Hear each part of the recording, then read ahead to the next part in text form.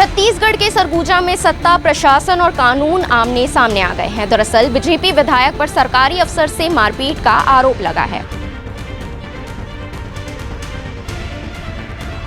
और अब ये मामला विवाद नहीं बल्कि एफआईआर तक पहुंच चुका है। दरअसल विधायक रामकुमार टोप्पो की चचेरी बहन सीमा धनकी ने जमीन से जुड़े साक्ष्य शोध पत्र के लिए 14 मई को फाइल जमा की थी। सीमा धनकी का आरोप है कि नायब तहसीलदार भड़क गए और उन्होंने कहा, तुम होती कौन हो हस्ताक्षर कराने वाली। इतना ही नहीं, आरोप है कि फाइल फेंक दी गई और उन्हें कार्यालय से बाहर जाने के लिए भी कहा गया। इसके बाद सीमा धनकी ने पूरे घटनाक्रम की जानकारी विधायक रामकुमार टोप्पो को दी। आरोप है कि शाम करीब 6 बजे विधायक रामकुमार टोप्पो ने सीतापुर लौट चुके नायब तहसीलदार तुषार मानिक को वापस राजापुर बुलाया। नायब तहसीलदार तुषार मानिक का आरोप है कि विधायक समर्थकों ने उनकी पिटाई शुरू कर दी।